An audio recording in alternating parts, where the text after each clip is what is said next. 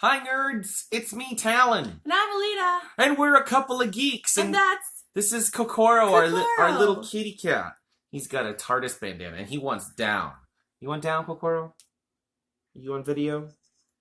He's like, Hi. Mom, Dad won't put me down.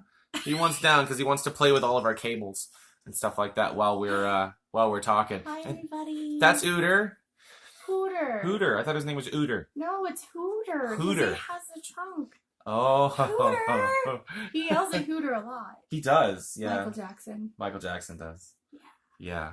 Yeah. If you didn't know, Hooter is from Captain EO, the long praised show that was 3D movie. Which was a big deal when it first came out. That was at Epcot. And when did it release? In 87? I don't know. Oh, way before then.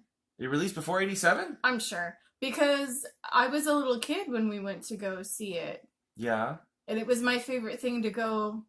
Like, I would bug my parents to go because of every time we went to Epcot, I wanted to go see Captain EO. Oh. And I don't think my mom, because my mom can't see 3D, so she would get a little frustrated every time we would go because it would hurt her eyes watching it. So whenever we did get to go see Captain EO, it was like, yes, we get to go see Captain EO. I remember going to see that when I was a real little kid before the 90s, and at Epcot when it was originally there. And then they took it away, and it became Honey, We Shrunk the Audience for a little while. And they completely redid the theater and made the theater like move and shake and stuff like that. Everything. Yeah, and then it was nothing for a long time. Like maybe like it showed like a few little trailers there, and then they brought Captain EO back like a couple years ago, and it's gone now. It was a little weird because they brought it. It was a couple years after Michael Jackson had passed away, and they brought it back at Disneyland first, and they had a big hoopla about it, and the theaters was packed, and they had like a grand opening, and then they brought it over here at Epcot, and it was like nobody heard about it. It was like people walked up and like, oh, Captain EO's here. We're like, yeah, it's back. Who's Captain EO? But so they just kind of, it was a little bloop here on this side of the States. But I was real excited when they brought it back, and I was there for the grand opening at Epcot. And I remember that when there's a scene in where Michael Jackson is like revealed, and he kind of goes up on this platform, and he comes up, and you first see him on the screen. The whole theater like clapped, and it was just kind of cool. It was a nice kind of closure moment to say goodbye, because I was a big Michael Jackson fan back in the day in the 80s, and so much so that I had like fantasies. On your wall? I didn't know fantasies. Into that. Well, not fantasies like that. I was a little kid. I mean, okay. I'm confusing fantasies with fantasizing. I'm sorry. No, it wasn't. It was very innocent. Okay. It was. I fantasized that one day he was going to show up on my doorstep and knock on the door, and we'd open the door, and oh my God, it's Michael Jackson. And he'd be like, hey, Lita, I heard you're a big fan of mine, and I just want to kind of, I want you to hang out with me for the day. We're gonna run around and do some adventures. And I'd be like, okay. Well, so, you had the same dream about the New Kids on the Block and Johnny Depp too, right? Johnny Depp, yes, but not New Kids on the Block. Johnny Depp's was more, we're gonna go have dinner and talk about life in general. Like his was more, I want to pick your brain, but that was more like it as an adult. But like Michael Jackson was. I wanted to hang out with him because he was such a big kid, and his imagination was so huge, and I think that was exciting for me to see that in a grown-up. So I just wanted to just hang out with him and just be a best friend of Michael Jackson's for a day. Yeah. It was very innocent. I understand. Very innocent. No, I mean, when I was young, even when I was young, Michael Jackson was still like a big thing, and I loved his music, and into the early 90s and stuff like that. Him putting out, like more music and stuff like that with what was the one song with and Macaulay Culkin was in the video? Black or White. Black and White. Yeah, that was a cool song and stuff. And and I grew up with like Home Alone and stuff like that. I remember when they had the reveal of that music video. It was such a big deal because they were like excited about it, and it was like on Entertainment Tonight, and like everybody was talking about it. And I remember like in my house, waiting for that premiere, and like I'm sure there was so many other people sitting at their television waiting for this reveal of a music video. I mean, when does that happen now? Really, there's no not. I mean, people are like, oh, that's a cool music video. People are but like, to the hype that it was at that time, it was like the whole world stopped to be like, okay, what was going to be the next big Michael Jackson music video? Yeah, and now we're all just waiting for the next big nip slip.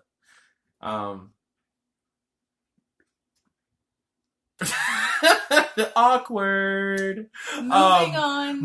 Well, wait. I'm talking about innocent stuff, and you have to make it awkward. I'm sorry.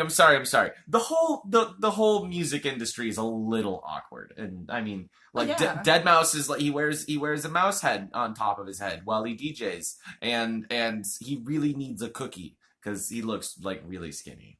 Well, I'm just like, dude, let me give you a cookie. He's a mouse. Wouldn't you want to give him cheese? Yeah, but I feel like he might like it might upset his stomach because he hasn't eaten in days. Anyways, the other thing I wanted to say about Captain EO was that if you didn't know, you can still find videos of it not in 3D. And I believe like they did on YouTube and stuff if you want to see it. And it's sort of like this movie music video, or like it's like a cross between a Star Wars epic and a Muppet. I can't say Muppet. A Muppet epic. I can't put those two words together. You say it. Well, Michael Jackson was You say Muppet epic. Muppet epic. You have to think about it.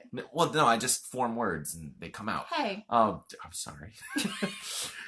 I was going to say, Michael Jackson was sort of known for doing these style of videos where they were very, very elaborate stories that went along with a song that if you don't know about Michael Jackson, like, you're living under a rock. I think people know that. Like, I know, but hey, just for people that may not know, there's a lot of young people that follow us and they may not know about Michael Jackson's history. If you don't know about Michael Jackson, I mean, yeah, you need to go educate yourself. Here! Educate yourself! Bleakly. But Captain EO was directed by George Lucas, and even Steven Spielberg. Steven Spielberg was part of it too, and then parts of the design were taken from what's his name? I don't know. What's his name? The guy that influenced Alien's design. Okay. Not Aliens, Alien, the original one. All right. Well, cool. Yeah. Somebody slap me because I can't remember his name. Thank you. Appreciate that, sweetheart. I don't know who it is. Can't remember. So yeah, so this is Hooter. That's Hooter. He's one of the little characters, and he's like the comic relief. Hey, Rita, thanks for joining us. Hooter says hi to Rita. Slap. Oh no! Thank you for slapping me. Yes, we were just talking about Captain EO, and I was saying that I think that's what she said that in. Yeah. Do you remember the name of the designer who influenced the design of Alien? Because I know that he influenced some of the design for Captain EO, and I can't remember his name, and I'm like, no, I'm a nerd, I should remember this. There's a lot of nerd things, though. I think you're entitled to some forgetfulness. There are. You can't know everything. So, that's what we have the internet for. You're right. Yeah, that's what we have the internet for, and phones and stuff like that. So, speaking of phones, I'm looking at mine and reading our script and stuff like that. No, look, there's our logo. We have a list, not a script. We have a script. Script. I meant to say list and I said script again. Again. Obviously, we don't have a script. Not scripted. So, last week we had some crazy technical difficulties and stuff like that, which we don't have to go into, but it was really sad because we felt like we got to talk about a lot, and we were happy to get back to talking with you guys. And we went to save the video, and there wasn't enough space. So yeah. It only saved the first 20 minutes, so we were able to post that, so that was a nice saving grace, but we were a little sad about that because we were like, oh, we had fun. We wanted other people to see it too. But, we're doing this every week, so we're back again. So that's good. So we might go over a few things that you didn't see in what we were talking about last week. Mind you, most of it we just forgot. in case you missed it. Some of it was time sensitive. Like we were actually talking about Freaky Geeky Fridays at Vault 5421, and last Saturday as well there was a Gypsy market. Yeah, some events that happened. Traveling Gypsy market at Gods and Monsters as well in their atrium, and there was a bunch of really cool vendors there, and I heard it went really well. Kelly Brott was there. He's the guy who I get all my beard care stuff from. Speaking of beard, Talon's growing a beard. Ooh, beard. Oh yes. Stuff. A while back when I was at when I was still at Universal, they told me Talon, you have to shave your beard. I go, why? Why do I have to shave my beard? And they go, because you can't stylize it with these spaces here. I go, it's just the way it glows. That's just the way it grows. I don't have hair there. How do I get hair there? So I had to shave my beard. So now Talon's doing an experiment to see how full and bushy we can get it. So you'll see it's our next hashtag beard process. Beard process. Talon like beard that. Growing. Yep. Journey. I don't know. I'm terrible. I was gonna say too. I'm like, I feel like I should just do a commercial for Kelly Brott's like beard care stuff because I use like all of it. Yeah, every time we stop by their table at the farmer's market, Talon's talking to people that are looking at the stuff, and he's like, "This stuff's great." You can usually find him at the Winter Garden Farmers Market on Saturday mornings, before 2 p.m. He's usually there, and he was going to be at the Traveling Gypsy Market too, and he said that he actually was the one that told us about it. Speaking of things we love, you know what opened up this last week? What? The coffee shop of horrors. Oh, it did! Why did I not know this? Oh, I've been so busy trying to get new jobs and stuff. I know, it's been a rough week. Oh I just found out about this yesterday. So he just opened up the shop in Claremont? Yes. Yes! Nick, pound it! I don't know if Nick watches this, but Nick, if you watch this, pound it, okay? This is our favorite coffee of any coffee we've ever had. We're as you can tell, we're obsessed. Yes. And this is their first actual coffee shop, like physical location. Well, besides the one up in Mount Vernon, was where they made the coffee, but you could buy the coffee there, but it wasn't like a typical coffee shop. So they have an actual store location now. So that's exciting. So maybe 20 years from now, we'll be like, we were there when this chain started. Yes. Because they're going to take over the world. They totally are. Yeah. They're going to take over the world. They're going to be bigger than Starbucks, hopefully. Oh my gosh, their coffee's so much better than Starbucks. Oh, amazingly good. Oh, yes. I had to buy... The packaging's awesome. The people are really nice and awesome. They're passionate about what they're making. Mm-hmm. The devil hangs out there. Yeah. Satan hangs out there. I met him. I met Satan there one day. There's a movie on Hulu, and it was made here in Florida, filmed here in Central Florida. And the writer and the main star of the movie, he plays the devil in it, and it's called Bubba the Redneck Werewolf. Bubba the Redneck Werewolf. And basically the storyline is that he gets accidentally turned into a werewolf, and the devil kind of saunters into town, and he kind of tries to barter with the devil to try and turn himself back into human. And while he's there hanging out in this town, it's kind of a southern town, whatever, he's causing trouble with other people, and he's probably the guy that plays the devil is probably my favorite in the movie. He's extremely really funny. And then the writing for the movie, from what I saw of it, I didn't get a chance to watch it. She was watching it, and I was like, what is this? I think Amber was the one that recommended it to me. Oh, our friend Amber. Okay. Yeah. And so I was like, okay, let me check this out. It's really hokey. Yeah, the writing is just over the top hokey. It's like it knows it's being weird. Yeah. And being strange, and it's deliberately like that. He was awesome. And he went to go buy coffee there at the coffee shop because they do a podcast there, Coffee Time with the Devil or something like Coffee that. Time with Satan. There it is. And he was there, but when he does the podcast and everything, he's in like made full up devil in his full makeup from like, the movie, painted up red, the whole thing. And I was actually really jealous of Talon because he like showed me the picture, and I was like, "What? You met the devil?" It was just something I would never say. Like, I never thought I'd be like jealous of saying that out loud. Just sounds so weird. It does sound weird. So Devil went down to the coffee shop. By the way, welcome for joining our show today. Eric's watching. Yes, you saw Hooter. So that was, he does a thing there. He also has a coffee that's based off of him. It's like a werewolf coffee. So he promotes his stuff. They kind of cross promote each other, so that's kind of fun. Absolutely. But, might run into the devil if you go to Coffee Shop of Horrors. You Absolutely. really don't know. Everybody over at Coffee Shop of Horrors they're all like the best people. The nicest people they're right along the line of like the nerd you want to hang out with and just chat with. And I'll just go up there when I go to get coffee and like hang out.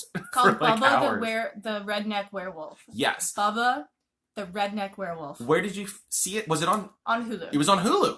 Yeah, it was filmed here in Central Florida. There you go.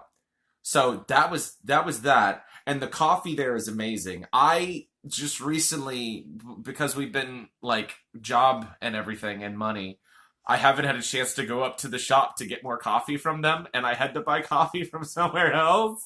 It's okay. It's not as good. Because we're not going to be without. Yes, we're not. Coffee for a while. Exactly, because as I was hinting at before, Talon got a new job. Yay!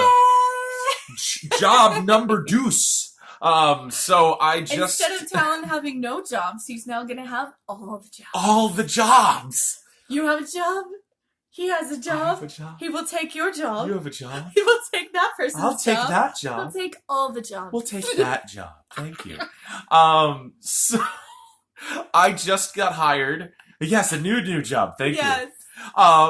I just got hired by Lowe's Resorts to be a server in the Orchid Lounge at the Royal Pacific Hotel over by Universal Studios. And it's a sushi bar, which is so fitting for you.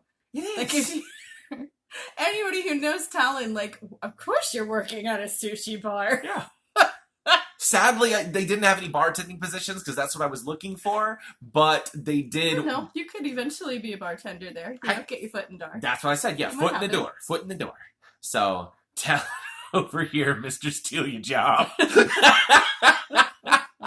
Yes, Eric. Yes, I'm Mr. Steal Your Job. It's all good. We're kind of selfish that way. What? Well, I mean, we gotta take what's ours. And stuff like that. So, yay! New job. I'm still at the, so I'll be at, I don't know what my schedule is yet because, I just went and passed the drug test today. Yes, I passed the drug test. Yeah. And, who knew? I know, some people always they come up to me, they ask me, they're like, Talon, are you on drugs? I'm like, no. You're high on life. High on life? Yeah. So cliche. It is very cliche, but yes, I can pass a drug test very easily. So I should have the job, and I should be starting very soon. I told them I can start as early as next week. So within the next coming weeks, that will be where I am on the weekdays, and then Friday, Saturday, and Sunday, I will still be at Orlando Vape. And occasionally, you're still at Vault 5421. Yes, I am not. So, I'm not done with Vault 5421. I'm still there if they need me. If I have availability to come in and work, I'll pick up shifts for the cast that's over there because I love them. So that's exciting news for us. Mm-hmm. I know we probably looked a little stressed and worn out from a few Fan Fridays ago. Yeah, I feel like we're feeling a little bit more comfortable now. So thank goodness. Yeah, life happens, and you gotta keep pushing forward and doing all those things. Yes. Just keep swimming. So, speaking of just keep swimming, Finding Dory is on Netflix and it's been on it for a while, right? Yes. But there's some other things that are new and have not been on Netflix for a while. Oh, yeah? Yes. That's how you pivot. I know that was really rough, but that was the only in I had. Thank you. So shows on Netflix we have been watching or are excited to start watching. Firstly, probably, we talked about it a couple episodes ago. I was excited that Full Metal Alchemist Brotherhood Season 5 was coming out. Mm-hmm. I watched it. And why have you still not watched the show? I haven't thought about it. It's really good. We need to, put a sticky note on the television. Watch the show. Full Metal Alchemist. There needs to be a list of things that we want to watch, because otherwise I won't think about it. Full Metal Alchemist is, a staple of, anime. It's one of the best animes that I've ever watched. And that's saying a lot because it was not the first anime I got into. It was not the first anime that everybody gets into, but it's one that they stick with for a while because it's just really, really well done. And you also have to, because it's gonna blow your mind to be like, wait a minute, I've met the guy that does the voice. It's Vic Mignogna. Vic Mignogna? Yeah, yes, Vic Mignogna. It's like an ongoing joke. It's an ongoing joke that I can't pronounce his last name. I'm sorry, Vic.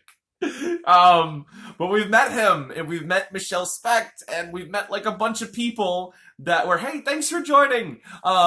We've met a bunch of people that were in the cast, in the English voice cast for Full Metal Alchemist, and it's the same cast for Brotherhood. And it's really, really good, so you should watch it. You really need to. So okay. You should, like... Again, post-it note on the television.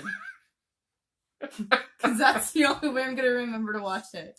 Other animes that I've watched and Alita hasn't watched on Netflix have been... I just recently watched the Godzilla anime. There was a Godzilla anime? It's a movie series and stuff. This is like the first of a couple movies, I think probably at least 2. And it was done in the same style that they just did like Knights of Sidonia and Blame, or if you want to say it another way, Blame. It's the and also in the same style that they did the Berserk the Berserk re-releases of, like, or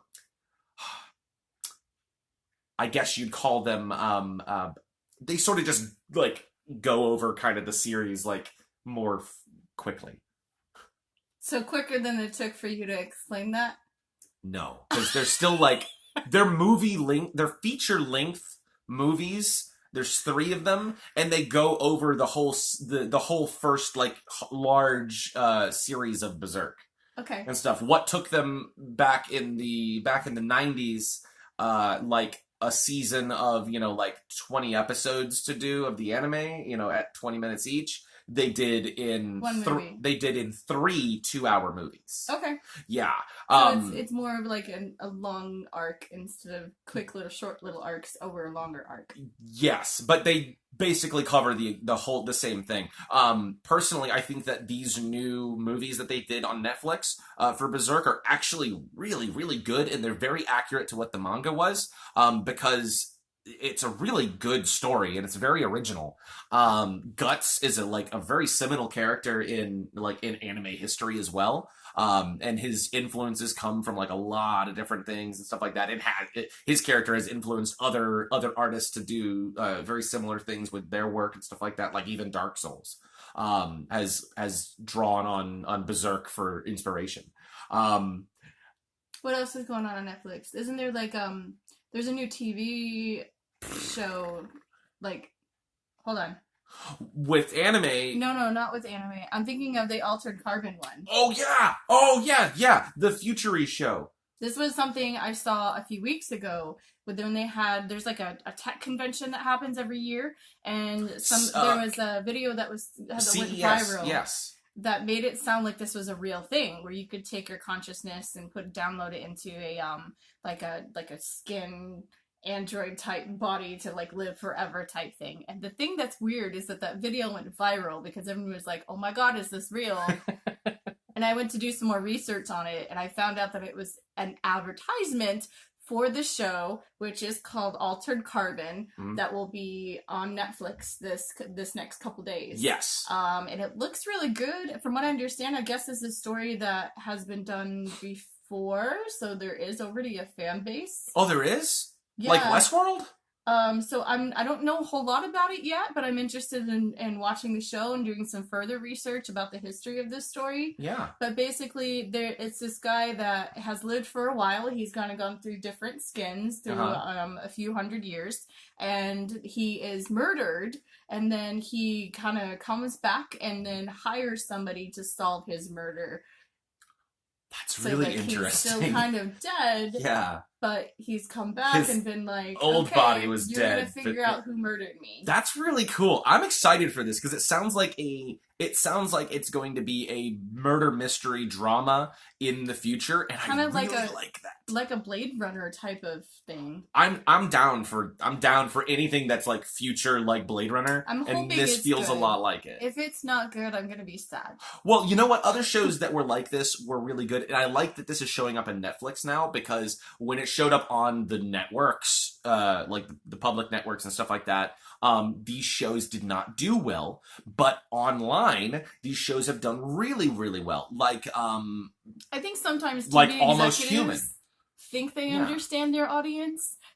Yeah. Because they're like, oh, we're not making enough money off of this, or it doesn't seem like we're getting, people are watching it. And then they'll cancel a show, and then everyone's like, no!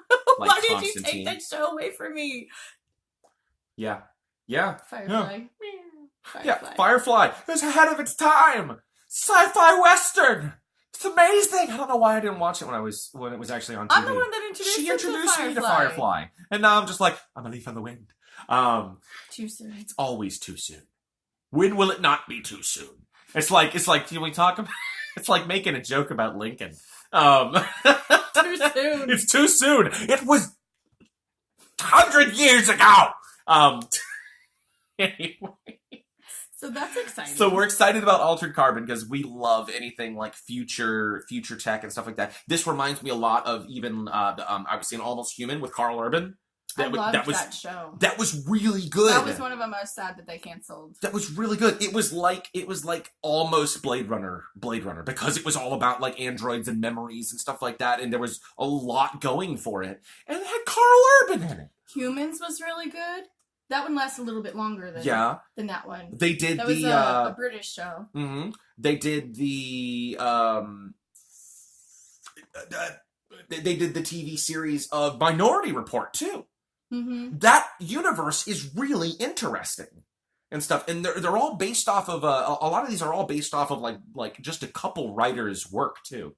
That were really seminal in creating sort of this futuristic like what is viewed as being almost future punk or cyberpunk like now and stuff. Like just a few writers really solidified what that future looks like in this but it in the mind. All of these also, and I think this is what pulls me to it, is like visually, yes, it's interesting, but that's not enough. Like, to me, what I like is there's always this thread of questioning humanity. Yeah. And what does it mean to be human? And those things, I think you can really play around with because there's not really a way for us to fully understand that because we can't take ourselves out of ourselves and examine that in front of us. But in this context, you can really kind of pick it apart and go, well, if it was in this context or it's in that context, what does that really mean? Yeah. And kind of that thread that always is common in these types of movies or shows is what pulls me into these stories for myself. That's what I really like about them. I agree. Speaking of humanity and such, Bright. What did you think of Bright with Will Smith? The movie the Netflix movie, the big budget Netflix movie. A lot of negative feedback online. It has. I wouldn't say that I loved it, but I don't think it was as terrible as what everyone thought it was. No, like, I enjoyed watching it, but I don't think that I was like, I'm excited to see. I didn't have that feeling of because they're gonna make another one. Yeah. So I don't think I was like after watching it like you watch something sometimes like the first time that I saw Pandora when we were in the theater and 3D was brand new. What? Avatar. Oh, okay. The first time that we saw Avatar, leaving the theater, I was like, I want to see more of this world. I want to see more of this story. Like, you yearn for more of it. Where this, I didn't feel that. I was just kind of like, oh, it was a good movie. And like, okay, there were some funny parts. And I kind of got where they were kind of going with some of the similarities, comparing it to society today. It was very, very it was not... Some of the fantasy elements were interesting. Yeah, it was not like punchy in the face. This is a social commentary, but it was obviously a social commentary, and that's what film media is. That's what theatrical media is. That's what art is a reflection of society at the time. It was an interesting approach because I don't think there is a lot. I think usually you see things that are more realistic, and then you see things that are more sci-fi, fantasy. Yeah. Where like this was a take of trying to take today's reality and blending it with fantasy and kind of making it flow a little bit. I think what took me out a little bit were some of the things that I feel like they took like our normal history and were like, oh, well, that still happened in this world, like in the past, and then blending it with this new fantasy world. But I think that they should have kind of made up their own history because it wouldn't have happened the same way. If you had like this fantasy history blended in with our what we know today history, it wouldn't be the same. You would have to have a different history beforehand. And I think they tried to be like, oh, this is really relatable. So, like, we're still in a kind of reality for today. I feel like a lot of... Rita said exactly. Can you... I think she's talking about that it's a social commentary. Oh, you liked it? Good. She liked it. Okay, good. We're glad you liked it. I enjoyed it as well. I felt like I read online that there was a lot of people that were complaining that there was not enough world building and to I think justify. Maybe that's where I'm coming from. Yeah, they said there was not enough world building to justify the actions of the characters and the very very very blatant allegories to racism and stuff like that and classism that are prevalent in the film. And I feel like there was. Yet it was not in... There was one little block of text that sort of set up that you may be watching a movie that is not going to go the way you think it is, or is not going to be presented in the way you think it is. And then the opening credits sequence really, really does a good job of world building for you. I thought that I agree. I liked the beginning part. I loved the beginning part, and I thought that was all the world building I needed. And I've heard people criticize this watching, like, going past graffiti art on the sides of buildings and on the streets and stuff like that as not a good way of world building. And I disagree. I got everything I needed to know pretty much from this look at the world. Passing by, you're obviously riding along in a car, looking at the streets of LA. Was it exposition? Yeah, there was none of that. There was exposition in the film. There had to be. Well, because later there was. But in the beginning there was none. But in the beginning there was not exposition. There was not a big old block of text scrolling by Star Wars style that told you this is how this world works. Mm-hmm. It was, you drew your own conclusions from what they presented in front of you. They let you get a good, long, hard look from the street at what these characters are dealing with. And then they immediately go into Will Smith gets shot.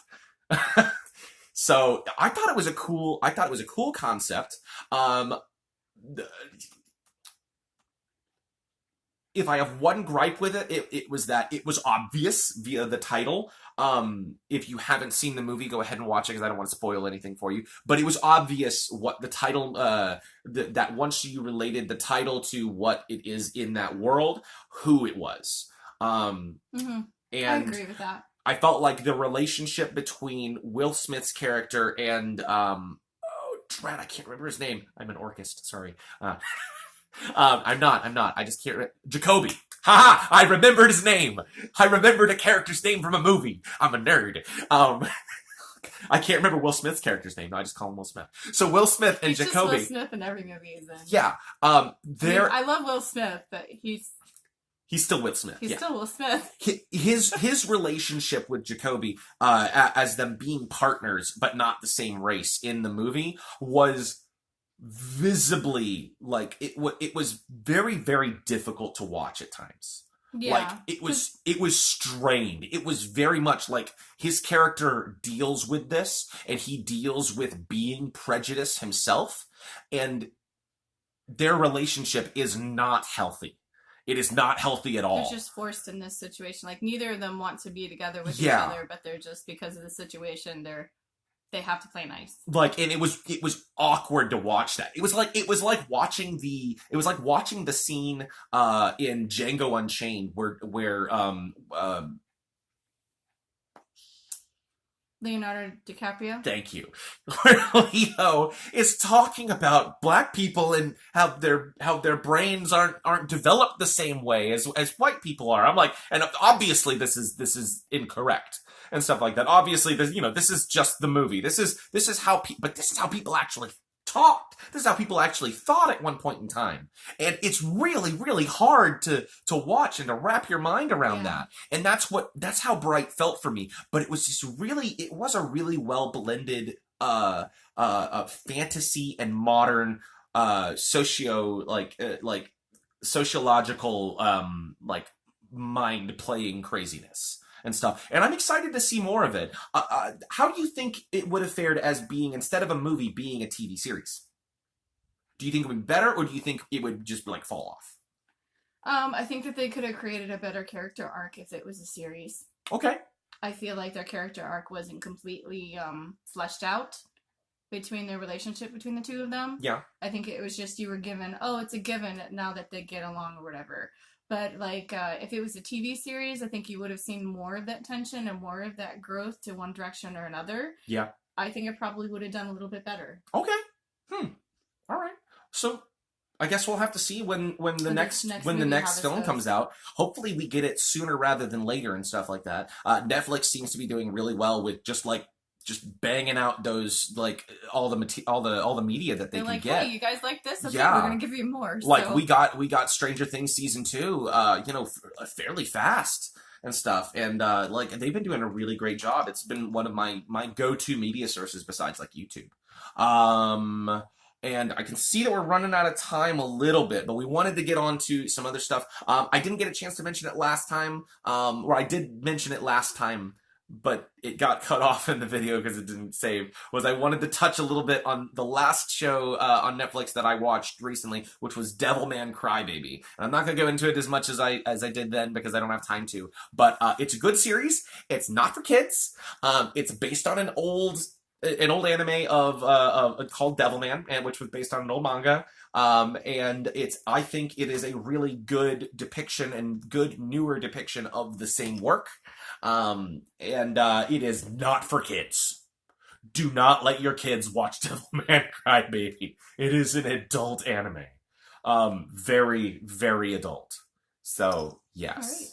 Yes. So, Hooter, you're not allowed to watch it. Hooter, don't watch it. Hooter, don't watch it. I don't know who Hooter is. I thought his name was Hooter. Oh, because it's like a really... With an H. It's like a soft H. Instead of Hooter, it's like Hooter. Yeah, just like a little soft H. Just like that. Just a little soft H and stuff. So that's it. So, new segment. There's a bird on the porch. I totally saw it. Don't tell the cat because he's going to freak out. He's tiny. I told you, this is the one that keeps flapping on our screen. Coral, your friend is back. He's sleeping. He doesn't care. He doesn't. Okay. He doesn't care. He's like, bird, what? I don't care. That's how our cat works.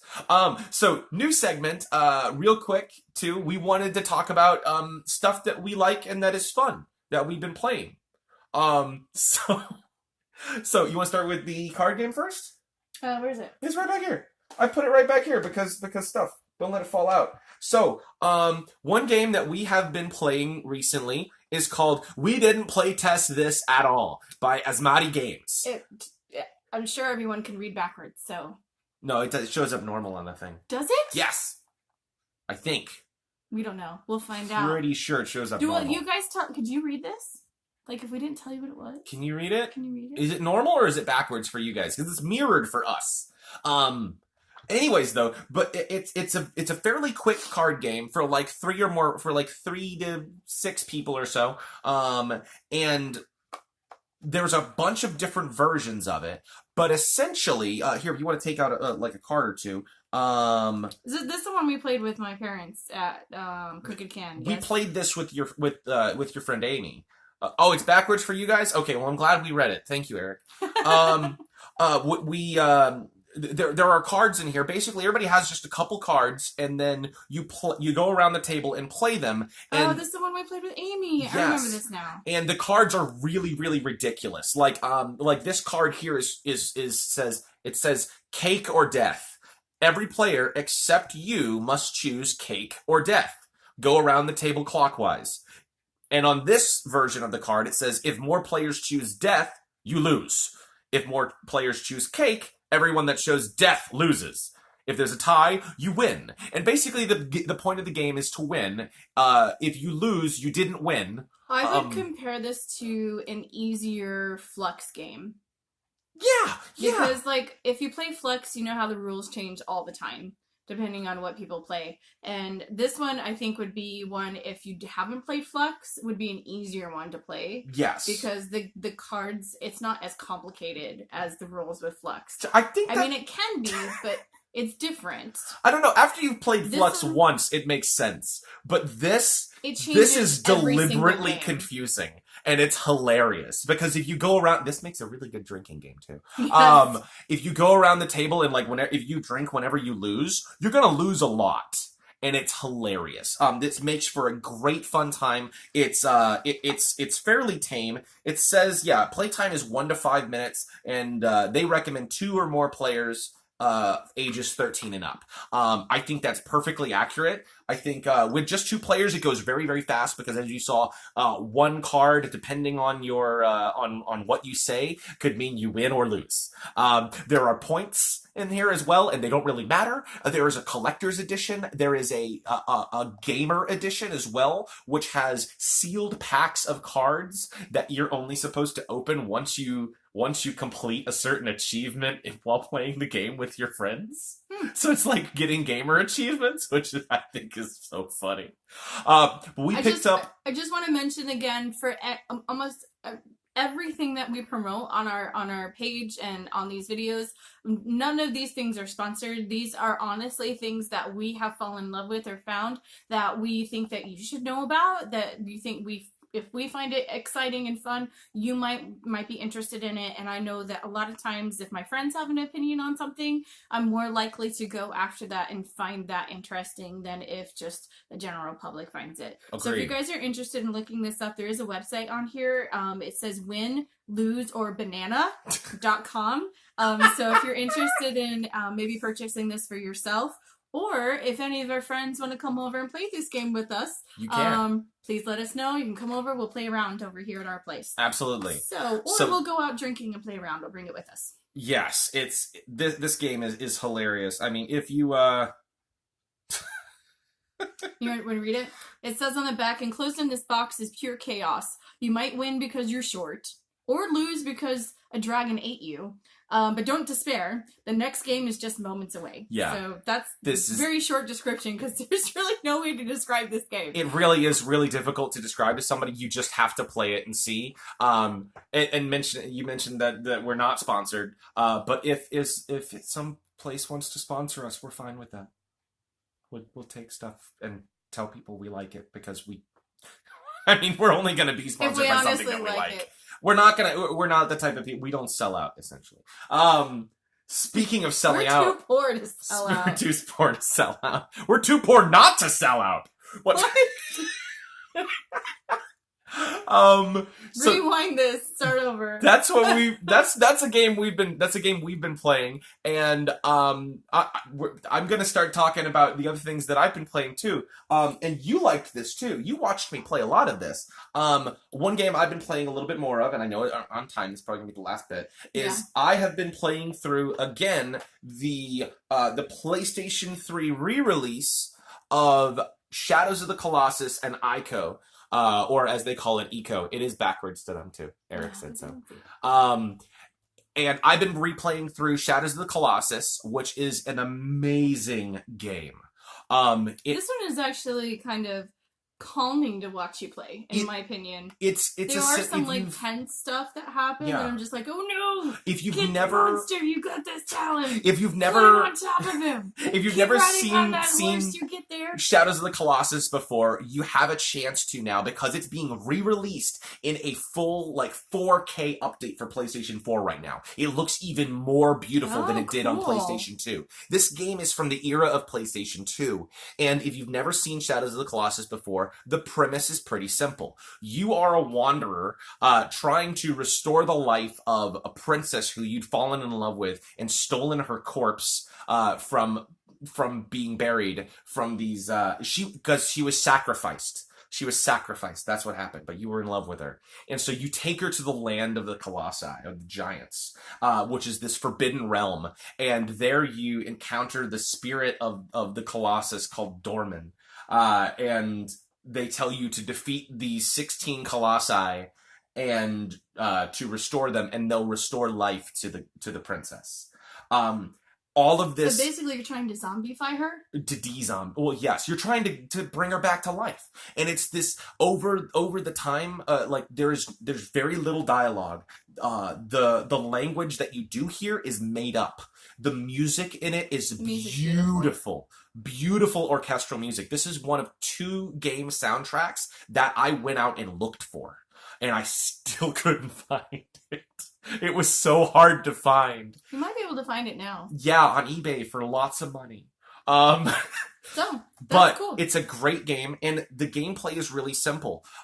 You search for the Colossi throughout the land, and when you do find them, the way you defeat them is by finding their weak points and scaling them. Not climbing them. You scale them, because the Colossi are literally colossal. Who'd have thought, right? If you haven't seen this game before, definitely go check it out.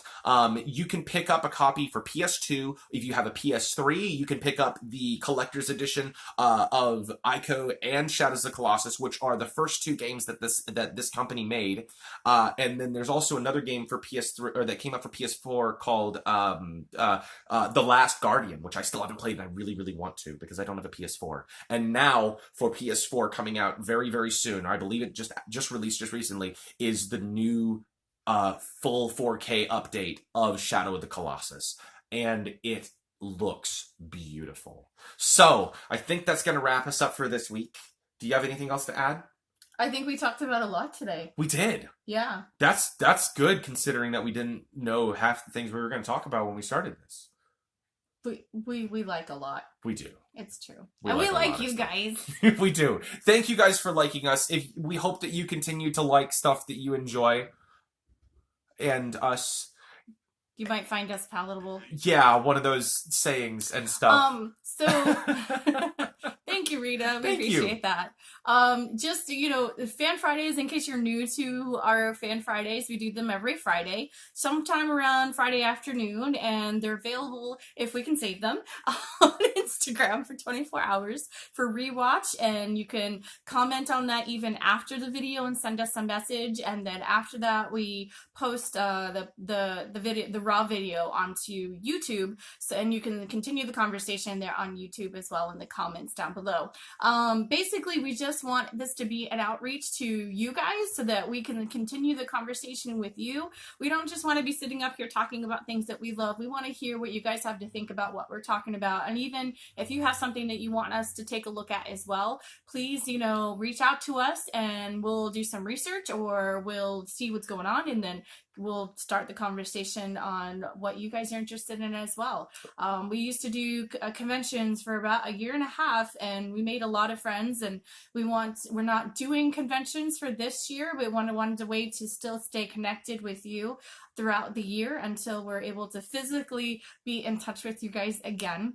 Yeah. That sounded creepy. That's not what I meant. Physically be in touch with people again. You know what I mean. Yeah, you know. One thing we want to know too is this format working for you guys? Do you like coming to us on Instagram? Do you like being able to chat back with us? Because there are other options too, and we've explored a few, but none of them have worked as well as Instagram for us yet. But if you guys have any recommendations, let us know. If you're watching this on YouTube, please comment down in the section below. Make sure to like the video and share with all your friends and families and stuff like that. Because we will be down in the comments as well if you guys post on and have a question about anything. We'll talk to you. We're here to talk. We do this. We're easy to talk to, so even if you just want to be like, hey guys, we'll say hi back. We'll say hi. All right. So from Hooter and Talon and Alita and Kokoro, wherever he is. Where'd he go? I don't know. And the cat too. So we'll see you guys later, and stay nerdy, our friends. Bye, everybody. Thank you for watching. Bye. I'm pressing the wrong button again.